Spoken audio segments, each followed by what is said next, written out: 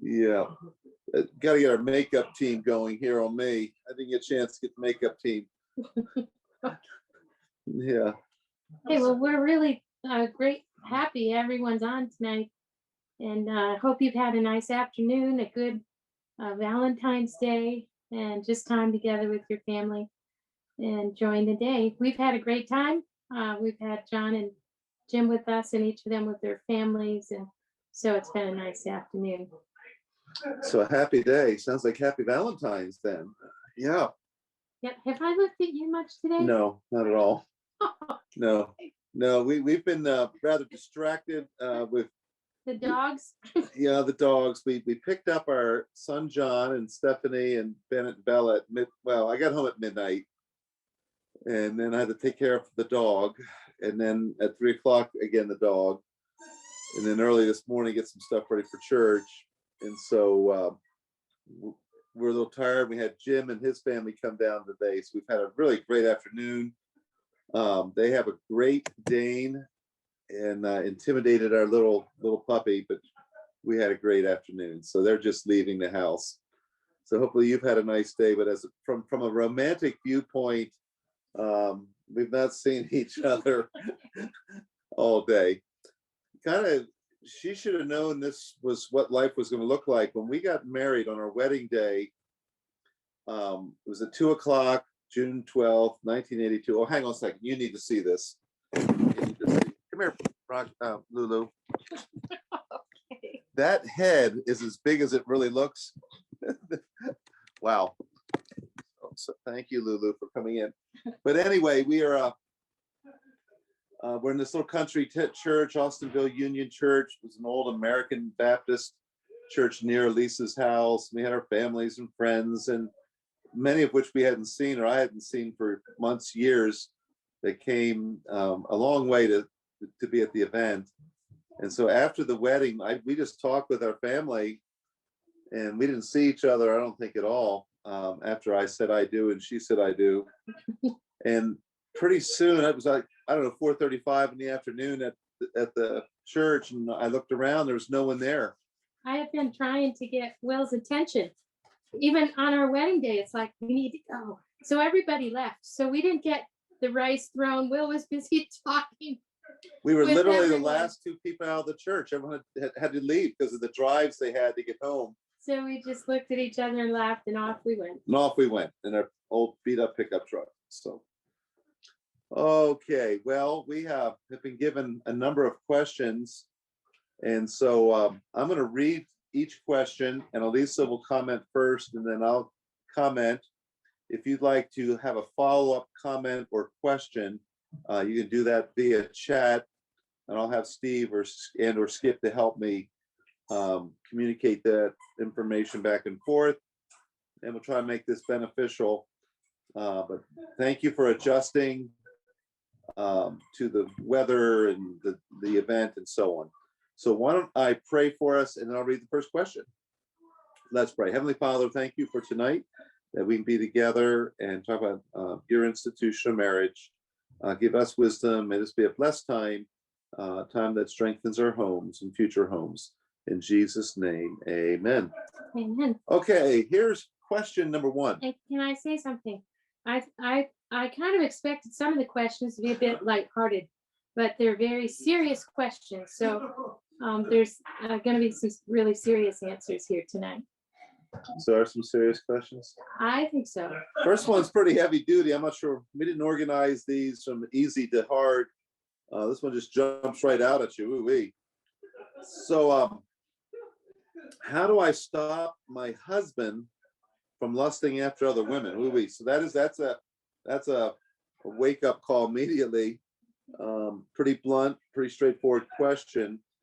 So Allissa is going to answer that, and I'll try to build on those statements, my own statements. Right. I'll give you some of my thoughts here, but I hate to give you the bad news. The question being, how do I stop my husband from lusting after other women? You really can't. The good news is that God, He can help. He can help stop your husband from that problem, because it's definitely a spiritual problem that originates in the decisions of his heart. So I would encourage you to encourage your husband to walk with the Lord. Maybe a better question would be, how do I encourage my husband to get right with the Lord and desire to please him? He has a bigger problem than just lusting after other women. His relationship to the Lord is pathetically lacking, if that's the problem. James 1:14-16 says, but every man is tempted when he is drawn away of his own lust and enticed. Then when lust hath conceived, it bringeth forth sin, and sin, when it is finished, bringeth forth death.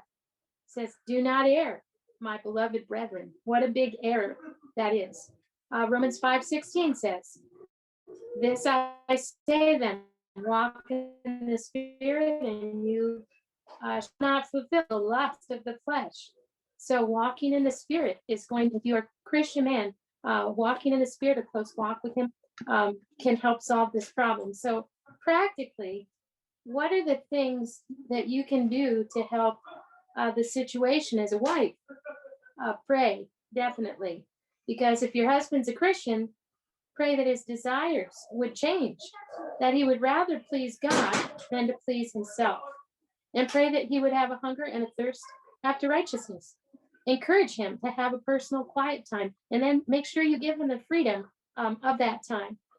Encourage him to develop friendships, godly friendships with other men at church. If he's not a Christian, pray for his salvation.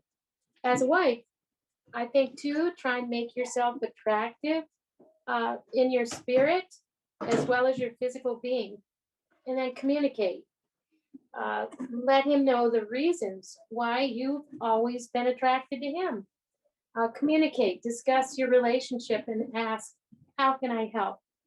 Sometimes a wise wife is going to listen very carefully to her husband. I recall one situation of a very dear friend of mine.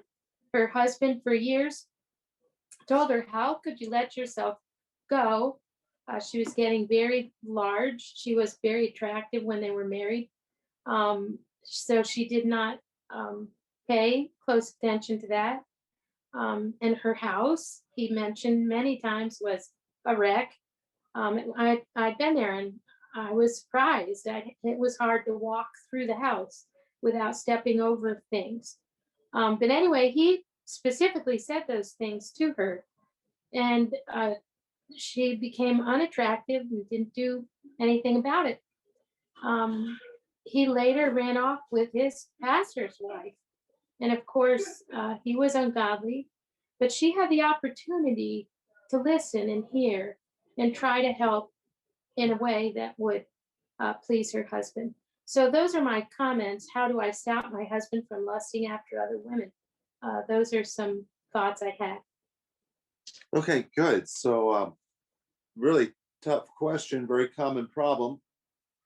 And I think of verses that come to my mind in Proverbs, especially Proverbs chapter 4, verse 23 says, keep your heart with all diligence, for out of it are the issues of life.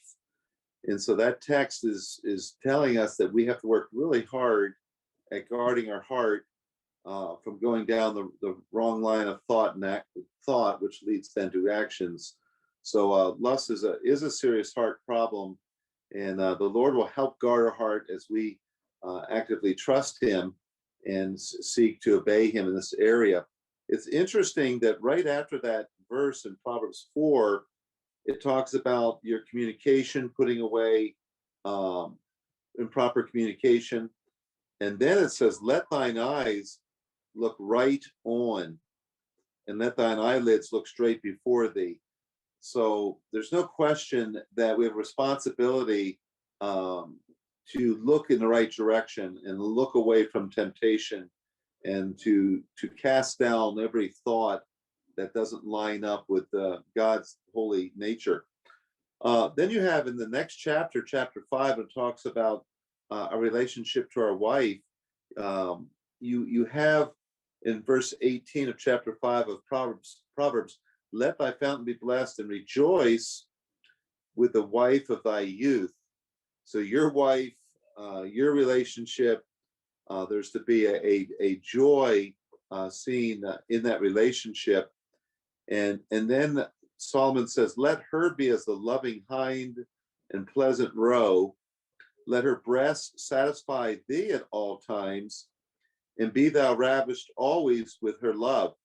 So it's clear from this text that she should be the sole source of satisfaction in this area of physical intimacy, thoughts, and intimate acts, and that condition that should be the experience throughout the marriage, where it should be, as it says here, be thou ravished always with her love. So this is something, in marriage, we can't be distracted. I'm being distracted by my son John in the kitchen here, which is great having him. But to be focused on your wife and in that relationship, and not allow the mind to get off target there in any way. And then it says, for the ways of a man are before the eyes of the Lord. So as you're looking and as you're pondering whether right or wrong with your thoughts, your sightlines and thoughts, it is clear here that the Lord's watching. He ponders all of our goings. So there's nothing hidden from his sight. There's no secret sins to God when it comes to our lives and how we're thinking and what we're thinking about and who we're thinking about. And so he's pondering those thoughts. And then it says, his own iniquity shall take the wicked himself, and he shall be holden with the cords of his sins. So sure enough, lust is a serious problem because you're ensnared by those wrong thinking patterns. You're trapped, and ultimately the end results are not going to be good relationally as well as for your own spiritual life. So just a couple thoughts that we both wanted to share. Very good question. I like what Allissa was saying about her friend from high school. She has responsibility to try to stay attractive. So does he. And life can take its different courses. Women having children, we're all getting older. There can be health issues. There's a lot of things here. So a disciplined mind, a godly mind, is extremely important to cultivate. So good question there. So any comments on that? If you'd like to send that to Skip here, and we can kind of do some interaction on these questions. But that was a pretty heavy hitting leadoff, batter. Any comments on that? Questions?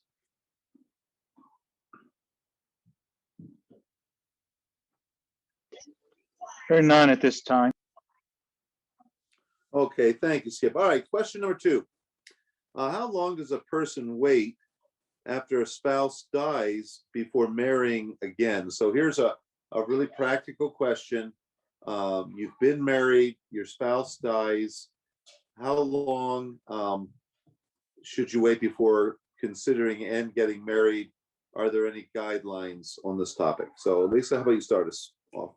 Well, some people will say that it's not good to make major decisions and right away and wait for a year before you make any major decisions, but there really is no biblical timeline given for such things. So there may be things you need to consider. But I think this question really deals with guidance. Is this God's will for you to be married again? So you're looking for spiritual guidance. Romans 8:14 says, "For as many as are led by the Spirit of God, these are the sons of God." So in each situation, you're going to want to look for the Spirit's leading. And then Galatians 5:18, "But if you are led of the Spirit, you're not under the law." So you've got freedom here, liberty to choose. But it's such a huge decision, as it was the first time, that you need to be very, very careful, and it would be wise not to be hasty. You need to pray for guidance. Is there any confirmation that you're receiving as you're in God's Word? Prayer, meditation. What about circumstances? What about your sanctified common sense? decision time for the disciples in Acts 15:28. There was a statement they'd had a decision to make, but after they prayed, sought the Lord, the statement was, "For it seemed good to the Holy Ghost and to us." And then the decision was made. So if it seems good to you, and also to you get the green light from the Lord, then that's a good thing. And also, what is God's will for you? So does remarrying help or hinder your walk with the Lord and service for Him? So these are a lot of questions, but I think it basically, this question really is much about just guidance, how you would make any major decision in your life. And so I think Will has some real good things to say about that. Yeah, so this is the question. John and Stephanie just came in. They were able to say goodbye to his brother and family. If someone is married and loses a spouse, how long does one wait to remarry? What are those considerations or guidelines? So in marriage, I think it's important to provide for your spouse, husbands especially, to provide, protect. And in this topic of life and death, I think there is a place for life insurance and looking to care for her after your death if the man precedes the wife. I think that's important. I think it's important to talk about it. We're 62 years of age. I don't want Will. I can't imagine So, him with so someone else. tell me. So we talk about this not every day, but every other day. What happens if you die or I die? What's your counsel to me? What are your thoughts about me remarrying? So what are some of the content of that conversation? I want him to have some accountability. So I've already asked Larry Robbins if he would go ahead and be the accountability person for Will if anything should happen to me. Can I change my partner?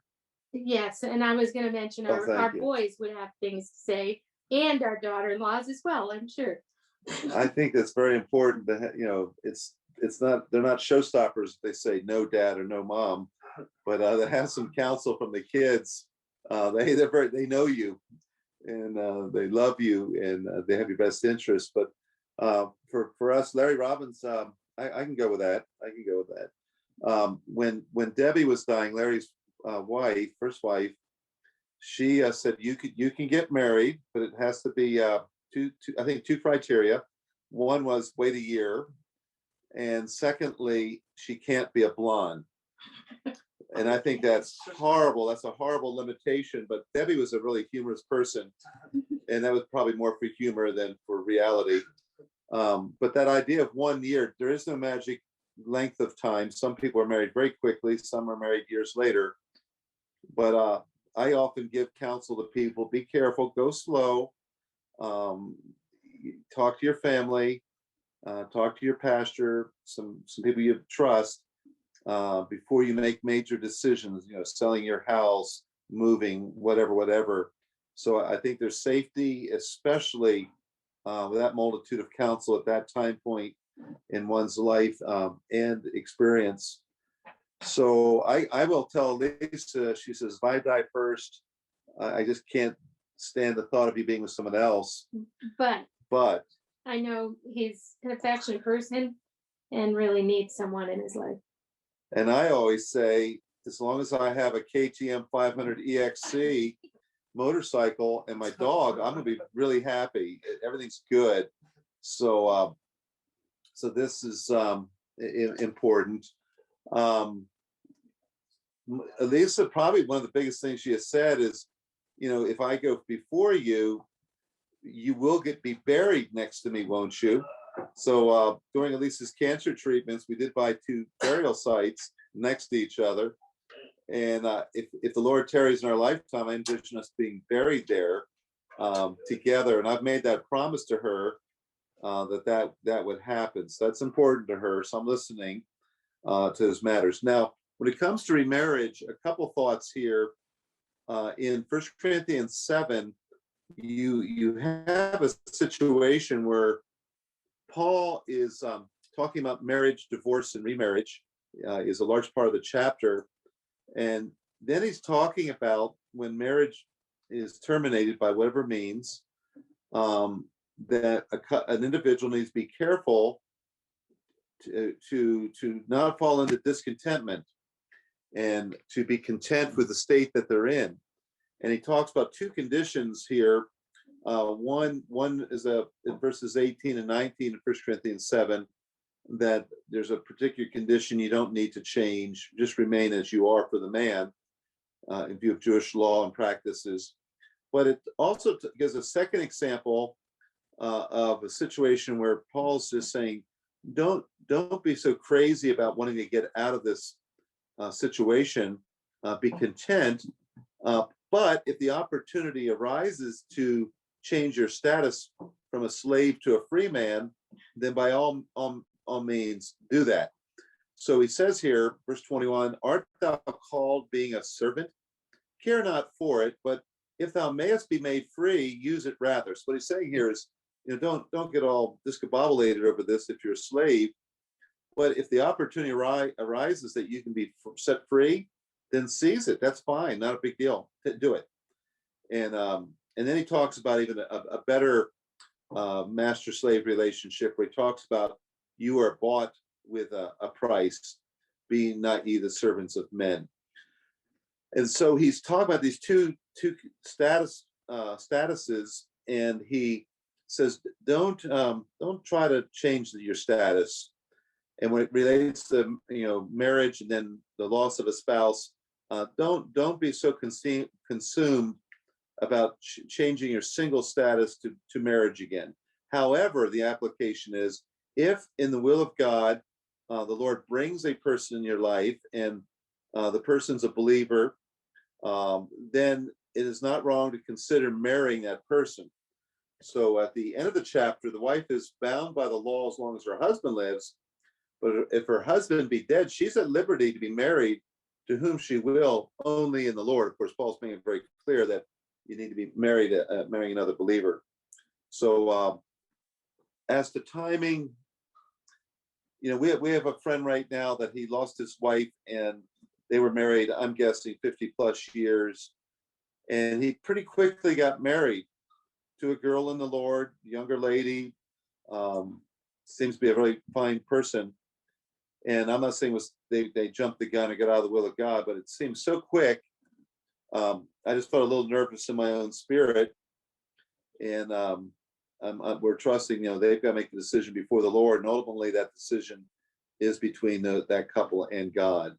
But be careful. This is where having an accountability partner and your kids, where you have someone who can say, look, I have some red flags about this person, or your timing, or the way you're going about this.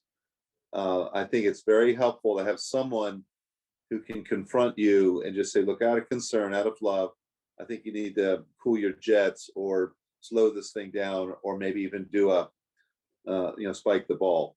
So there's I think having that accountability, that safety is really wise. Okay, questions, comments on this. Some of you have already, this is a very real question for you. You have lost a spouse, and perhaps you would like to comment on this topic and add to our thoughts, because we've not yet experienced this personally. Hope that we don't. I don't see any comments at this time on either of these questions. I do have two questions once you work through your others. You want to fire one away at us here? Yeah, sure. So the first question is, why is it that as you grow old together, married couples begin to look like one another? That's found in Second Hesitations. Yeah, John says that verse is in Second Hesitations, chapter 4. Okay, that's great. It is interesting. Allissa and I do look a little like each other. We felt that the moment we met each other. I felt like I was looking at myself in the mirror, but the feminine gender look. I felt that way She too. felt the same. And they say this about dogs. We've got Stephanie here. Stephanie, why did people start to look like their dogs? We had some friends come over 2 nights ago with their dog to play with our dog. And so the lady that came, friend, she says, wow, we love your dog. he looks just like you, Pastor. So if we're going to show you my dog in a moment, and you tell me if we look alike. I don't see the resemblance, and I don't know if that was a compliment or not. I'm not quite sure. But any comments? Why do people look like? Well, I know spiritually speaking, if our minds are fixed on Christ, we become like him morally. We become Christ-like. And maybe there's something in the physical realm as well, that when you're fixated on another person, your spouse, that you become like that person. Hopefully you become like that person where you're one in mind, you think a lot alike, and you know each other, and there's a oneness. That's neat. Any comments on that, Allissa? That's a humdinger of a question. I'm not sure. I all I could think of is you kind of live life together, you go through things together. So I suppose the activities that you share, you know, whether you're active, gaining weight, losing weight, which we're on the downside right We're now. losing weight? We need to. You said downsize. Oh, we're on the losing side on that right When now. you go to We need win. McDonald's, they ask you to jumbo size it. You want the jumbo? We're getting jumbo sized right now. Okay, gotcha. Ouch, ouch. I really am not sure about that. Why That is so. true though. On a diet, it's if I want to lose weight, she has to be on board with me, and vice versa, or it doesn't work real well. Well, and you also get used to each other's mannerisms, and you get used to each other's facial expressions, and so we You pick often say things the up, same words. right? Yeah, right. So Yeah, so I don't know. I don't know. Okay. On that, Okay. Next The question. the second question is more in line with what the one you answered previously. Okay. The question is this: is it a command for younger widows to marry, or is there some room for interpretation? Yeah, so younger widows, there is a passage in 1 Timothy 6. So let's just look at that for a moment. That does address the younger widows and Paul's encouragement to them. So let's just look at that here for a moment. Let me pull up my Bible here and get to the right book. I'm in 1 Thessalonians 5, so that's not going to help us. So let me get to this and read here. Let's see here. So chapter 5 of 1 Timothy, let me just read to you. Let not a widow be taken into the number under 80 years old, having been the wife of one man. So the early church and they addressed the problem of widows, and the responsibility for their care fell upon the family first. And if the family could not care for the widow, who was in a very vulnerable position first century, then the church was to step in and help. But that wouldn't happen. The church would not come alongside of that widow unless she was of a certain age and had a good marital history. So you have that start. And notice it's 60. And this morning I mentioned how Solomon in his old age loved strange women. Here's another 60 number where it looks like an older widow would be 60 plus. And again, when I said this morning that Solomon probably was in his early 60s or whatever, I said 62 or just guesstimating, but that's probably around the age that Solomon was when he really got off target. Now, in this passage, it talks about this older woman, widow, how if she has this history, verse 10, then the church is to do all they can to help her. But the younger widows, verse 11, refuse. Don't put them on the payroll of care in this regard. For when they have begun to wax wanton against Christ, they will marry, having damnation because they have cast off their first faith. And withal they learn to be idle, wandering about from house to house, and not only idle, but tattlers, also in busybodies, speaking things which they ought not. I will therefore that the younger women marry, bear children, guide the house, give none occasion to the adversary to speak reproachfully, for some are already turned aside after Satan. If any man or woman that believeth have widows, let them relieve them, and let not the church be charged, and so on. So there's no question that the younger widow is looked at differently here from the viewpoint of the church's care, as well as hopefully she has a lot of life yet to live. And although she's not commanded to remarry, she is very clearly exhorted to make her life productive. And it gives some examples there of what that would look like. So there is not a command to remarry. If you're a younger widow, there is not a command to remarry if you're an older widow. But if you do, it needs to be in the Lord. It needs to be the Lord's will. Okay, we'll pick up the next question here. Number 3 in our list. We all accumulate things over time. When does it become too much, and how do you downsize without hurting feelings? Okay. Woo-wee. Well, I feel that this is another question really about guidance. It's a big question whether you're going to move or not move. So the real question is it God's will for you to move? Perhaps it's simply time to just begin removing some of the accumulated items from your home.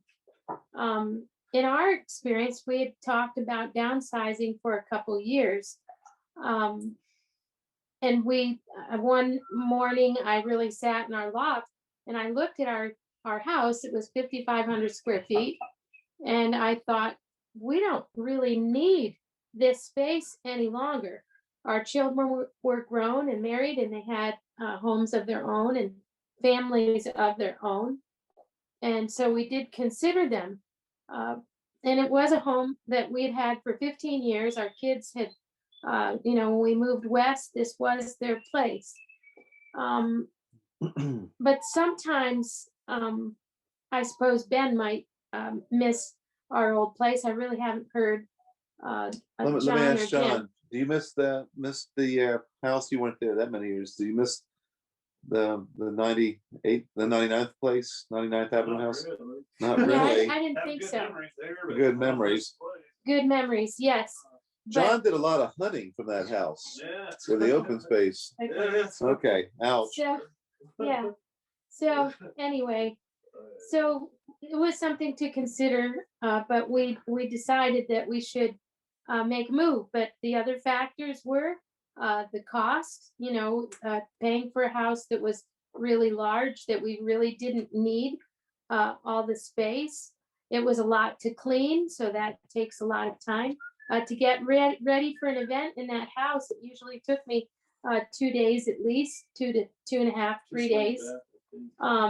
So I thought maybe there's a way we could have a more streamlined situation for us. And we were also able to help other families, a missionary family in particular, furnish their home. They had bought a new home. And a young couple, we were able to give some of our furniture to them.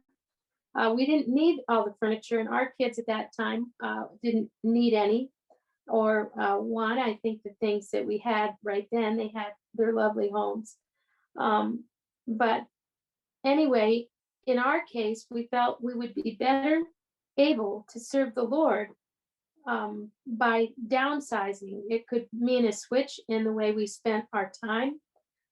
So it was a good move for us. And then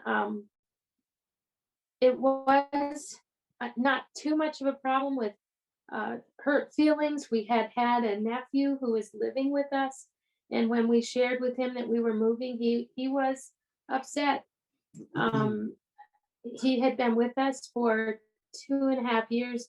And when he had come to stay with us, we told him it was simply to help him with educational things, to make it possible for him to do educational things, but we told him it would not be a permanent situation from the beginning. So that was roughest probably on our nephew. But I think the summary is that, is it God's will? And what do you do with the things that you've accumulated? Do you need to keep them all?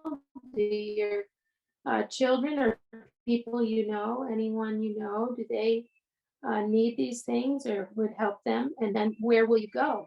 That's a huge question when you're talking about downsizing. Where are you going to go? Is there a good neighborhood? Is there a good church where you can work? We've known people move to find a better situation, but hadn't checked out the church situation, and that became an issue in their lives, and that can certainly affect you spiritually. So how will that affect your life and ministry, your family, and will you be better able to serve the Lord? I think those are the questions. That's great. Really good comments. Just to build on a couple things Allissa said. One, we had a large home. We used it amazingly. Then the kids transitioning out and so on, we just felt we needed to downsize. So usually your kids, there may be some needs and things they would like, but they're probably going to be different than yours. And so don't be hurt if they don't want any of your things. For us, we have some nice family heirlooms, so we're going to have to be very careful to see who would like what things when we transition from here to heaven, or our next move, even another downsize.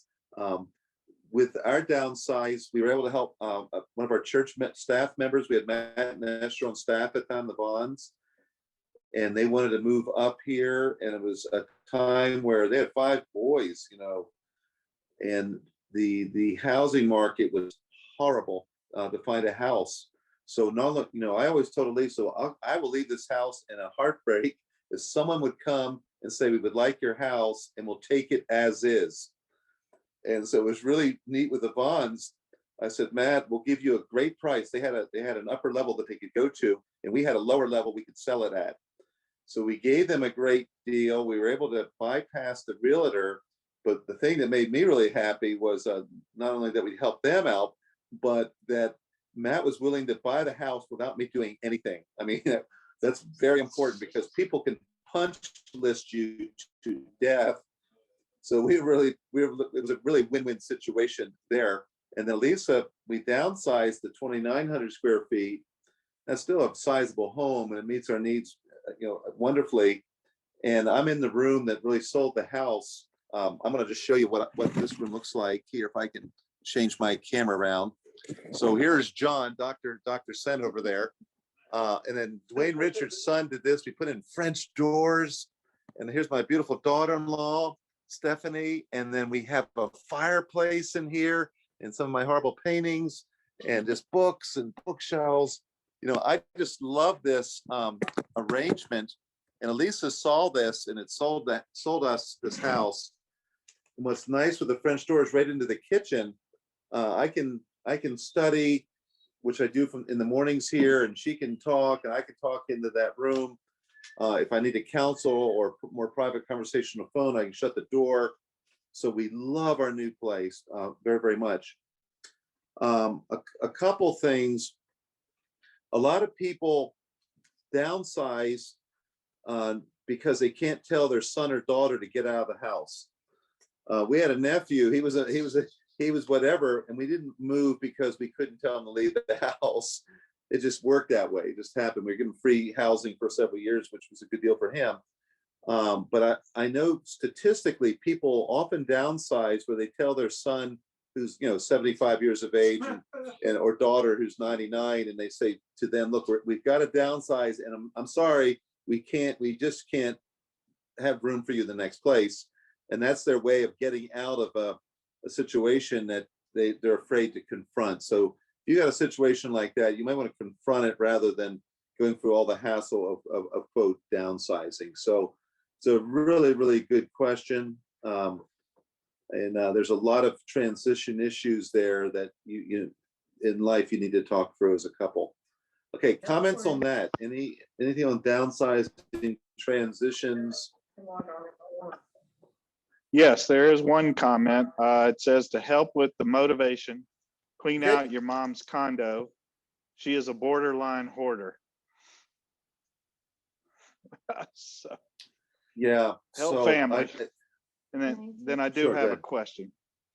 Sure. I have to say, in my situation, oops, I think we lost you. Can you help me out? Oh, Okay. Lisa just flattened. Okay.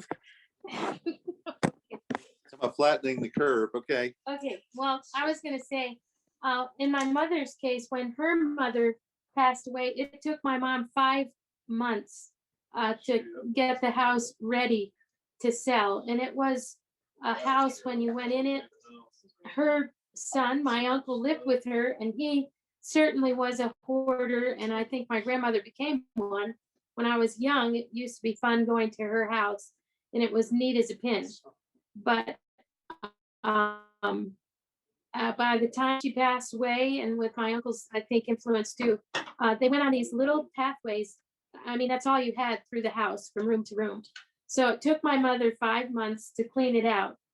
Tell you what, so when my mother finished that, and she knew she had cancer, every time I went home for 4 years, we went through the attic, we went through the basement, we went through almost every part of her house. And that was what she wanted me to do. She wanted me to help her take care of things, because she did not want to do to her kids what happened to her, because it really was a challenge and a mess for her to take care of. Yeah, try to do transitions when you personally have the energy, the health, the decision-making ability to make it happen, and to try to take that burden off the next generation. It's really not fair. Even as you plan for end of life matters, you know, you need to have a will. You need to talk through your burial plans. You need to have things in order. That's what it means to have your house in order. It's not fair just to dump that on your kids. They'll do it out of love and respect, but it's so much better for you to be responsible. So these are very good questions. And, Skip, I'm sorry. And also, I'll just add too, it helps for family relationships. So if you've made decisions ahead of time and you've laid it out carefully, and you've worked to, take care of the items that you have in your home, then that leaves less room for siblings to cross swords. Yeah, okay. They get along better.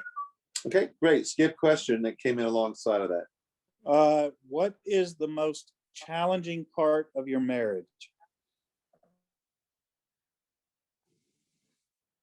Well, we've had a perfect marriage, so there's never. Honey, is there? Never. No, No, you can't believe that. You folks are so blessed to have us. I'm glad we're not like other couples, and like that publican over there. Okay, but we can both tell you what the most challenging part What is it? of our marriage is. You go ahead. I have no idea. This is all news to me. I think our people are blessed to have such a perfect couple. Oh, yes. Okay. So the question was, what again? What challenges has been the biggest challenge? What's the biggest challenge to our marriage? Oh boy. What would you say? I know what it is. Go ahead. The dog. Oh. I'm not sure if it's the dog or not. Do you really want to know? They wouldn't ask unless they wanted It's to rather know. personal. Go ahead. Go ahead. I would say the most difficult challenge in our marriage is called time. Time. Yeah. And I talked about it this morning, that silly message, but when the Shulamite said, "Tell me, O thou whom my soul lovest, where thou plan to be tomorrow at noon with your sheep to eat, and why should I be as your companions in the field? Why do I have to club you over the head to get some response?" Solomon was a very busy king. He's building a temple. He's building, that's 7-year project. He's building a house, 20-year project. He's building a place for Pharaoh's daughter. What a waste of time. He's building a navy. He's building a zoo. He's building books. He's building a library. He's a busy guy. And as you go through that book, they're not together a lot. There's a lot of separation, loneliness, and there's a tension between marriage and ministry. In our case, maybe for you, marriage and work. And that has been the biggest challenge, to balance that and to juggle that. And we love being together. We would wish for more time, but there are enormous demands and pressures placed on us. And we feel regularly that we fail so many people. We didn't make that call. We didn't make that visit. We haven't seen this person. And the should-haves and the would-haves and the oughts, they go on and on and on. And as you go through life, you accumulate more relationships, which is a blessing. But with those blessings are responsibilities. We have relationships with family, former ministries, current ministries, our wonderful church family, our neighborhood, or whatever. And that's a lot of demands on life and schedule. And so I think safely what I'm saying is the biggest challenge, that tension between marriage and life's demands, so that you have a balance and you have the time to cultivate and maintain and build your own marriage. Yeah, I'll just add to that. I remember when we started ministry, I'd heard of, different ministry wives who uh, didn't help their husbands by making demands on them, and wives who hindered them because they weren't willing to give of their time, weren't willing to give their husband up. Sundays, I joke with Will sometimes I'm a Sunday widow because, we drop each other off at church and say so long, we go in sometimes different directions. And then at the end of the day, after we focused on other people, then at the end of the day, then we'll go home and both be so tired. We don't really want to, talk to each other. We just want to go to bed, rest or whatever. And so that's what ministry is. But it's a good thing that we both love ministry. We both believe that the best thing we can do with our lives is serve the Lord and honor Him, and serve other people as much as we can. I think the illness I've had the last couple years, Will has had to go double time in taking care of me, and it was very hard to see him having to take care of me, and some of the issues that came up, that was very difficult. But that's life, that's ministry, and so that's what we had to work through. I love being with my husband. He's almost always distracted. That's why we joke about it and laugh about it, because it's so true. Sometimes he's there, but he's with me in proximity, but very distracted in thought. And so we have to work extra hard at when we're together to communicate, to talk, to take time. And it has been difficult. I had always wanted to give him the freedom to serve, but there have been times where I thought I expected a reciprocal situation, it's reciprocal thinking or whatever, and I find he is out, out to the races. So I just look at that too as something God has asked of me, and I'm not always great at it. As far as just giving him the freedom to serve, there are times when I've, we've had certain signals if I'm overtired, and I haven't done this at our church, and it's been a long time. But if there have been sometimes just emotionally, I can get a little too emotional, and I'm very tired. And when I'm tired, I get emotional. There are times I've gone up to Will and just said, honey, I need to go home. I want to go home right now because I feel like I'm close to tears. It isn't because somebody said something awful or anything like that. I'm just worn out. And Will's always either I'll go home by myself, or more than that, Will's been very sensitive to me and said, okay, honey, let's go home. Those are just ministry things you have to work through because we're in it for the long haul. So we've got to be sensitive to each other. But at the same time, we need to do the work that God put before us. Good question. And I've got a good wife, good helper. Yeah, great question. Whoever asked that. Thank you. Skip, any other question, comment, and we'll go to the next one in a moment. Well, there was one question, one comment about folks downsizing due to health reasons, and the other question had more to do with along the same lines, how do I encourage my family to assist with downsizing? So I think you shared most of that. Yeah, that communication again, Skip, so important to talk, parents with kids. A lot of parents don't share anything with their kids or very little, but where the kids, they don't know, where even to find information or where things are financially or whatever. There needs to be more communication typically between the generations and working together. So, okay, I'm going to read another question here, similar a little bit what we just talked about, but what are some things I can strive to do daily, weekly, that can improve my marriage? So what should I do to work on this marriage? What are some things? Well, there are so many things that one could do. I mean, we could take the whole time this evening on this one question, and even much more time than that. So I don't want to sidestep the question, but I think it would be good to do some reading. There is we could give you a list of suggested books, but again, to personalize this question, we need to ask what's happening in your marriage. Is someone struggling with lustful thoughts?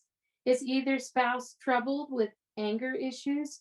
Is it parenting? Is it finances? How about relational issues with grown children? There's so much out there today written from a biblical perspective that can really be of great help. So there are books simply on encouragement. So if you're doing great in your marriage and you just need to learn to be better encouragers, that's a great thing too. So first, I would say identify in your marriage personally what areas do you struggle with, or what areas do you feel you need fortifying in. And so I would do some reading on those topics that might give help, or, create a Bible study. Go to your concordance, look up some of the words that are related to your topic, and create a Bible study. That's something that I have done for years. It's been very helpful. So if you have a great marriage with no glaring problems, then praise the Lord for that.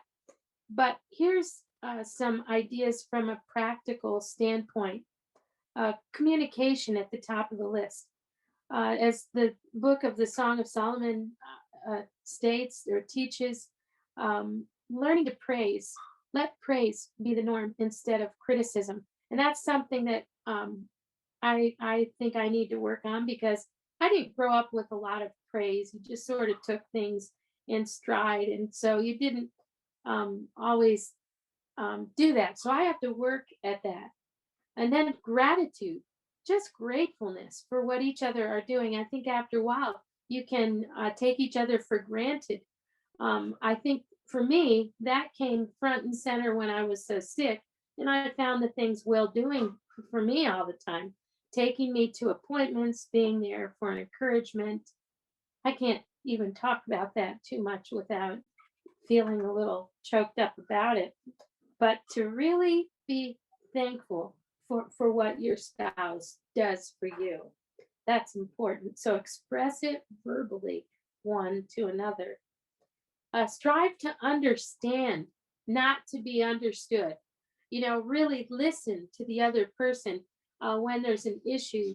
Strive to listen and take the time to discuss, to plan, to schedule all the matters of your home. Will and I used to do a planning session once a week. That worked well, and things start to go a little wonky when we don't take the time for those planning sessions. That's something we have to do. We have to strive to encourage, to build each other up and not tear down. The temptation is to tear each other down. Why didn't you do this? I don't understand that. I really wish you would not do that again. There's all kinds of things. Sometimes when I'm not doing so well, I'll just say to Will, I don't want to cooperate with you right now. And I'll just say, I don't want to cooperate, which I know isn't right. So the Lord has to work in my heart. But two, on top of the list would be your personal walk with the Lord. There's nothing that can replace that walk. So ask Him to fill your life with His Spirit, that the fruits of the Spirit might be manifest in your life to your family and friends, people around you. Learn to forgive and ask for forgiveness. Apologies, genuine and true apologies are important. And don't let pride keep you from genuine apologies. Learn to give and not just be a taker.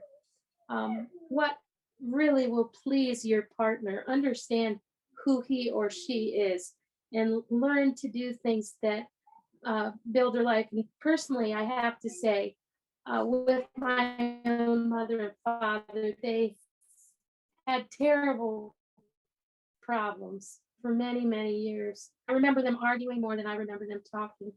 And the one thing that I came away with from watching them was, if you're going to stay married, and they did at one point ask each other, my mother asked my dad for divorce. They did not divorce, but they came very close to it.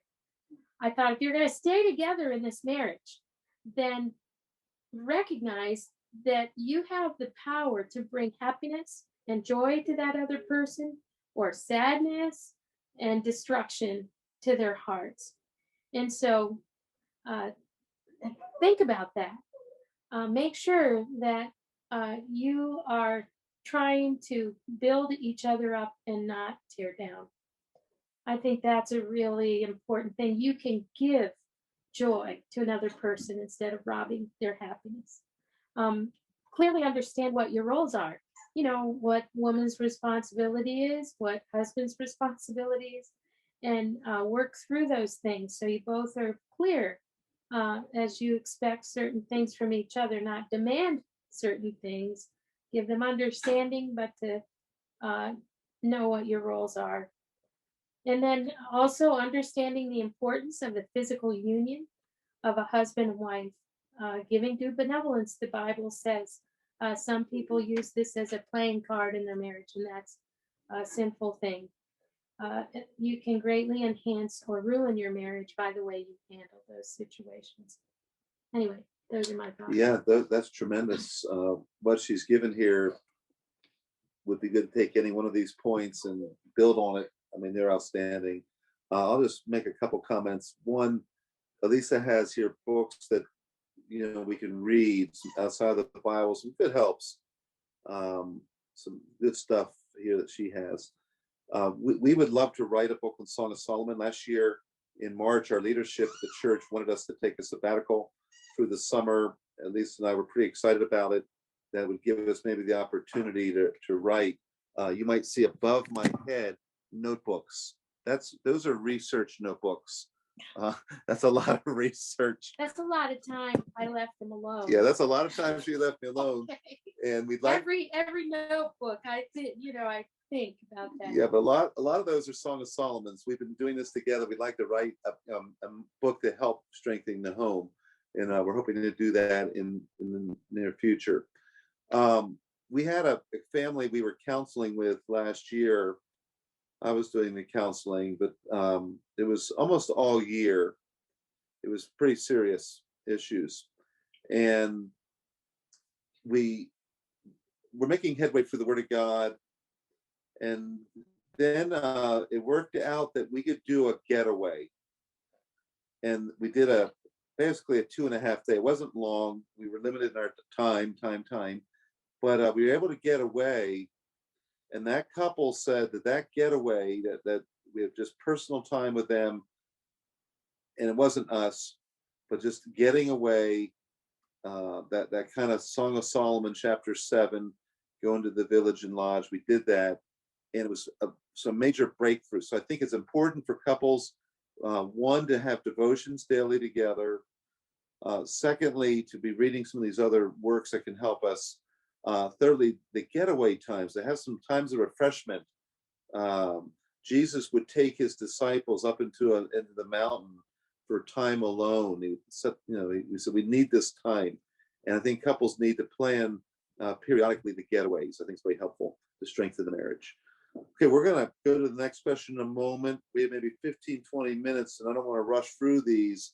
I do want to answer them with some substance, but there might be a question related to what Allissa especially developed there. And so go ahead. Yeah, the one question is, will you share your book recommendations? I'm sorry, what was that? Would you share? Yeah, she just put a sampling there. Strengthening your marriage. You asked, the question was, how can you strengthen your marriage? Was a book entitled that by Wayne Mack. Martha Peace has some nice works. The Excellent Wife. Love and Respect by Gary Egeridge. Christian Living in the Home, an older book by Jay Adams, that's very good. It's foundational stuff. The Joy of Encouragement, on the topic of praise by David Jeremiah.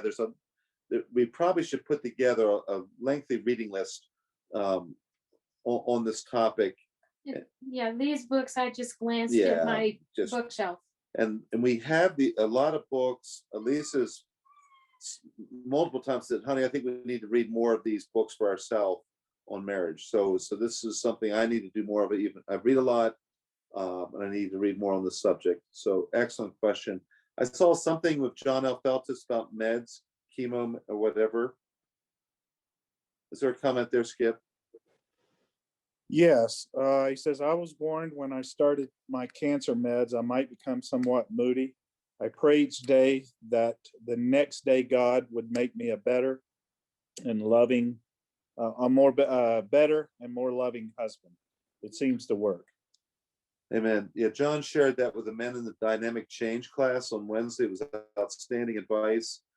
And I can say with John that, people going through serious health problems and then add the medications and poor sleep and not feeling well, you have got to be more patient and more gracious with that spouse than ever.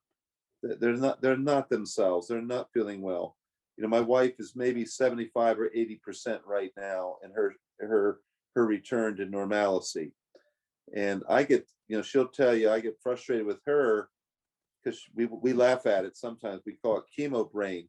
She's just not thinking clearly. She's not thinking quickly. And she's been deeply affected by a lot of drugs, and her body hasn't fully recovered. And I can illustrate a number of ways that's true. So what John is saying, That you want, right? no, I'm not. But the point is that the sensitivity, the being kind, unconditional love, these are such critical points. And I have to say too, as being the chemo just wiped me out. When I had those first major heavy hitting chemos, I literally for a week, I just was in bed. I would go to sleep, and I didn't try fighting it because it was a drug, all these drugs. And so it just was heavy hitting. And so second week, I was still in and out. And then just when I, 2 days before my next infusion, I'd have 1 or 2 days where I was starting to feel a bit normal. And then just like that, it was time you got hit again. And so I'm thankful for that because it eradicated the tumor that I had. So that was good. Well, I'm going to move forward here and try to work through these. I may comment more on this one here. I'm skipping one more. I'm sorry. Can I get it? Yeah. Here. Yeah, these next two are related.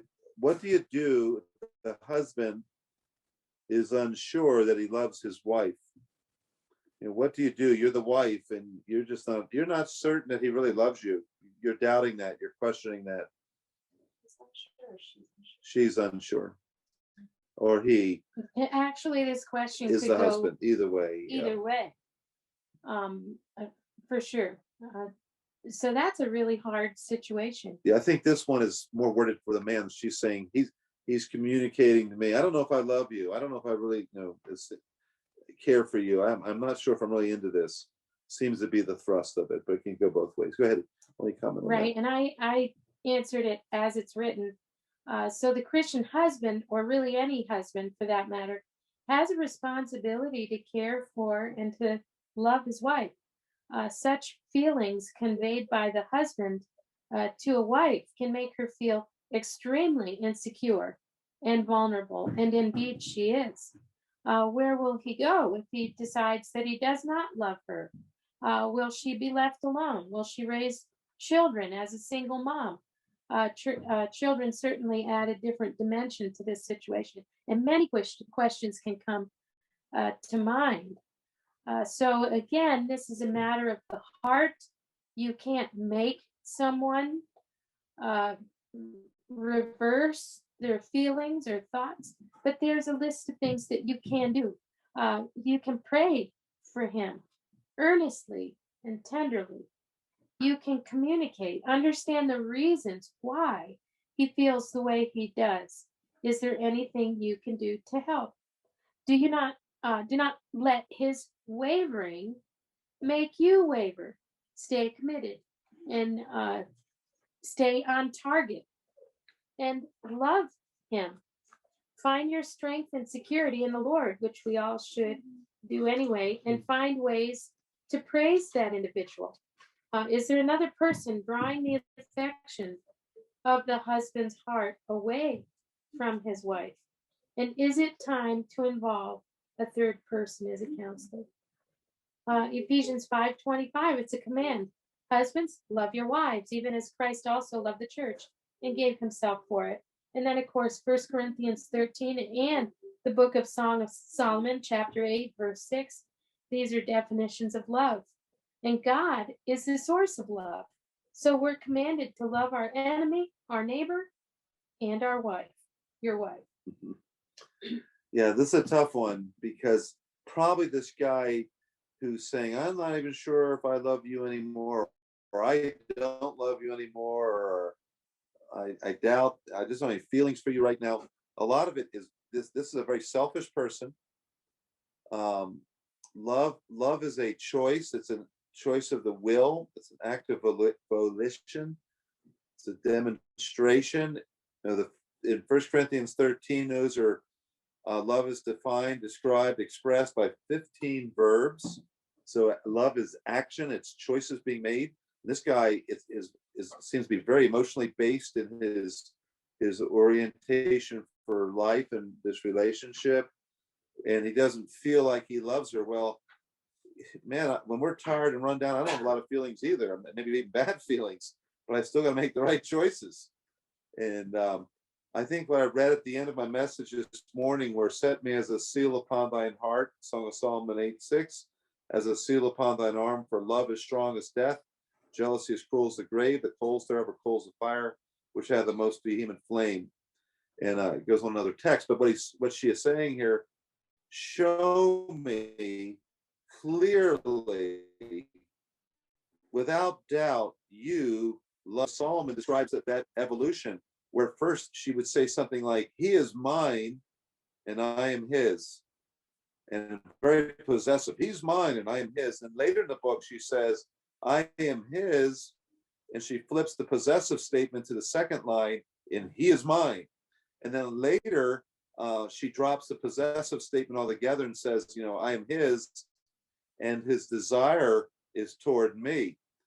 So she's growing in her security that he really loves me. His desire, I'm the object of it. I'm the apple of his eye. He loves me with no doubt. And men, we're commanded to love our wives as Christ loved the church. And when you go to the scriptures, that cross is real. That is no, wimpy feeling thing. That is an action. He yielded his will to his Father's will in our behalf and died on a cross. He chose to die. He gave his, life, blood for us. And now we're commanded to be like Jesus and sacrifice for our wife. So I think of this very selfish, emotionally based man, he needs to cowboy up and say, God, help me to love the way you love, and help me to make these choices and be the man I need to be, and love this wife and give of myself, and not be so selfish. So very, very powerful question here. Thank you for that question. Right. And I really like that statement. Mature love is when your spouse knows that they are loved, when they know that the opposite, their spouse, desires them, and they have no question about that. We have that in, I believe it is chapter, which one? Chapter 2, I think, that talks about the bride is the lily among thorns. That everyone else is pushed away, and she's the one and only. And then also the husband in that same passage is compared to an apple tree among the trees of the wood. And he too is unique and very special to the wife. So maturing love, the other person knows they have. Yeah. And if we know God's love, then it's a lot easier to love someone. If we have been forgiven, it's a lot easier to forgive. I'm going to go right to the next question. Similar. What if your husband is not interested in being intimate with his wife? And I'll just comment briefly on this one. What if your husband's not interested in being intimate? This is very interesting. Song of Solomon, man, this is a passionate couple. They're young, a lot of energy, health, huge amount of chemistry for one another. In fact, the refrain for the chorus, the refrain of the book is the Shulamite saying to the daughters of Jerusalem to not stir up passion, to not awake passion before the appropriate time, which would be marriage. So it's interesting that for couples, the temptation is to be, to fall into fornication and immorality before marriage, and then all of a sudden you get married, and now the temptation is not to be intimate, to not render due benevolence to the other one, or to go elsewhere with those desires, or not at all. And it's just amazing how this paradigm shifts through different stages of life and relationships. I'll go back to health issues. If sometimes the man might have health issues, and the medical world has a lot of research more than ever on this topic, almost embarrassing. I won't go into all the letters and details, but I get really turned off, watching TV, and these issues are just, right in your face. Not a lot of discretion. It's just, I'm uncomfortable with the topics. But the point is, there's a lot of help out there in many cases. And I've encouraged men in counseling, hey, you've described your situation, you need to get a physical medical exam, and there's some potential help just, from a physical standpoint. For the woman as well, there are times where there's not a lot of desire.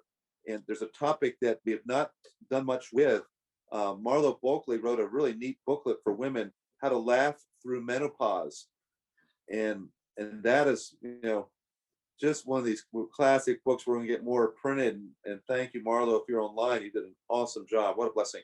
But that topic of menopause, men aren't prepared for that. They may not understand. She may not know how many times you go through it in life, So that stage of life needs to be discussed in relationships. Pregnancy issues, time of month for a woman in younger years. There's just a lot of issues here. And the number one problem that Solomon and Shulamite had was their sexual life. The number one problem.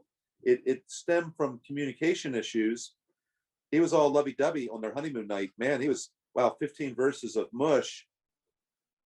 And then chapter 5 comes, he doesn't even say a word to her, no communication, and he expects her to just be unbelievable. And he spent no time with her, no cultivating the relationship, and she it just didn't work out real well, and they had a big problem. And so chapter 5 for you as couples is something to go back and look at, and we can talk through it, in the right setting on those details of what's in view here.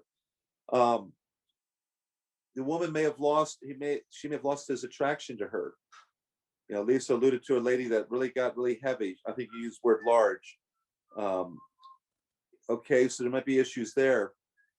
There may be competition at work where that guy leaves the large woman at home in curlers, and he gets to the office, and there are these girls, and they're dressed to kill, and they're not in curlers. And there's a lot of temptations out there. And when the man is not as interested physically, there is a potential red flag. Is he into pornography? Is he having an affair? Is there, in this crazy day and age, does he have another man? This is just all the craziness going on, especially if this was a healthier aspect of his life with the wife, and all of a sudden there doesn't seem to be interest. There may be a reason for this. So yeah, this is a big question, and I'll be glad to talk more through that. Comment on that, and we have a very important question that just came up on the screen, and we have about 7 minutes or so. Can we see Kenosha? So yes, you can. Next Saturday night, if you'd like to Zoom and show your dogs and introduce them to Kenosha, we can have a really cool night. And maybe we can meet at a dog park after that and really have a great introduction. But we'll have Kenosha come out here in just a moment. He'll say goodbye. But let's go to the next question. What is God's purpose? Oop, my wife just did that there. Can we go forward there, honey? Yeah, this is an interesting question. You want to answer this, honey? No affection toward the wife except when in church then puts her arm around her. Now, she may have, did you write this question? No, Because, you sure? I didn't. Okay, I just want to know, because I know at church, I open the door for my wife only at church. And I only do things like this when I can be seen. And when I can't be seen, it's not really as important. But if people can see me putting my arm around, you see this? This is very important right now. Here's the message. Pastor is unbelievable. He loves his wife, despite my wife trying to destroy my computer. That's right. Okay, sorry. So I'm doing this, and you can say, wow, look, the pastor's got his arm around her, and they've got this intimacy. Well, it could be all show. Right. I have to say, I'll answer this first and then share another thought. Of course, the word here is hypocrisy, that it's in the eyes of the wife, like you show affection. Why are you showing affection to me in church when you really aren't affectionate in other places? You're not affectionate at home. So she might want to talk to her husband and share her feelings about it in a good way, not a tearing down way, but a building up way.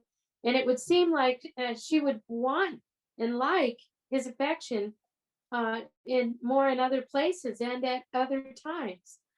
So what does he think about his actions or lack of action? Does he want to signal to others that she is his? And does he want to signal to others that they're doing just fine? Or she might want to ask why this phenomenon is taking place in their lives. Thank him much for his affection in church. Maybe he'll show it at other times as well. Without the input of the husband here, it's hard to say how this situation really is in the heart of the husband. I have to say this, I had the exact opposite problem when we first started out, and it really went on for years. I had minimal times that I sat next to my husband, but before he actually became a preacher, when we went to church, he did not want me to touch him. And if I leaned over too much or whatever, he would tell me, I'm here to worship God. And so I mean, and he seriously did not want me to touch him or disturb him. If I clicked my pen, I was in trouble. He really wanted me to toe the line when it came to church. And believe it or not, it's only been in the last few years that my husband started putting his arm around me. And I'm tattling on him on Yes, this one. this is so evil. We're going to talk about this when we get off of this thing. This is a problem. I heard a sermon as a young, maybe 24-year-old preacher boy, that when you go to worship, it's no horizontal. You want to focus vertical. This is God and you alone time. And probably it was bad advice. I think I can worship God with great focus with my wife. So sorry. Yeah, that's Would you all right. forgive me? I'll think about it. What? Honey, you're supposed to say yes. I forgave you a long time All right. ago. So this is another trick. First, I'm going to give that for good reasons. But the reality is sometimes a man's not. He's doing it for bad reasons. Another thing you can do is in public, they have an issue and he leverages the public setting to get a dig in or get a correction in to leverage something. Not good, not good. Okay, let's go to the next point here. We're almost done. Wow. Whew. Regarding the sexual sin pandemic sweeping through society, why isn't the church at the forefront boldly offering mentorship, counsel, and prayer? Why is this such a taboo subject within the church? Where are the older men and women coming alongside the young generations? The lack of such leadership significantly impacts marriages worldwide. The strength of sin lies in its secrecy. So why does it seem that the church is turning a blind eye? I'll just comment briefly since I'm the preacher here. I preach for passage and deal with those issues from a pulpit regularly and as discreetly as I feel the context demands. We do actually do a lot on this. We right now have the dynamic change from men class. We're addressing these issues pretty soundly, and we'll continue to do so for this time together. I think in general, the church is really weak on this. Whoever asked this question, I think your observation is correct. We have this horrible problem. No one's preaching on it. No one's teaching on it. Very little accountability. Wow, this is a big topic. I know for men with this issue, when we get into our counseling, we build in some pretty intense accountability, nearly daily in some cases. So I'd like to come back to this subject here. This is a big one. This is a big one on what we can do and do better. That's something I can preach on very soon, actually. God's purpose for marriage. Allissa, why don't you read the bullets here? She has 5. Okay, what is God's purpose for marriage? Marriage was created to bring pleasure to the heart of God. So if you look at Revelation 4:11, thou art worthy, O Lord, to receive glory and honor and power, for you have created all things, and for thy pleasure they are and were created. So marriage, to bring pleasure to the heart of God. Marriage was created for companionship. You can look that up in Genesis 2. Marriage was created for procreation, Genesis 1. Marriage was created to illustrate the relationship Christ and his bride, the church, the relationship between the two. And then also marriage was created to glorify Christ. Good, so good purposes. And this is the last Yeah, question. and that's good. You have a question? No. It was a comment. Oh, comment. Okay, so this is from Stephanie. That was in something. Okay. Yeah. Okay. So this is good. Stephanie's commenting on the younger generation. You know, there are so many needs there too. How can those needs be addressed? Part of that question, and I think that comes back to the older generation. I was so encouraged with my singles class 2 weeks ago when some of the folks in the class were saying the reason they came and stayed at Tri-City Baptist Church as young single people was because this church had some men and women with gray hairs, and they were not looking just to be with their peers who did not have a lot of life experience, but they saw older people and they saw the potential of the older generation, older women teaching younger. And that just warmed my heart to see the maturity of some of our single people saying, I don't want to just be in a singles church where there's no older people, no gray hairs, maybe cool, but not wise. And so very impressive. That's a big topic. So thank you, Stephanie. And also they mentioned, I was in that class, they also mentioned that there were some people, older people in our church who actually welcomed them and made them feel at home.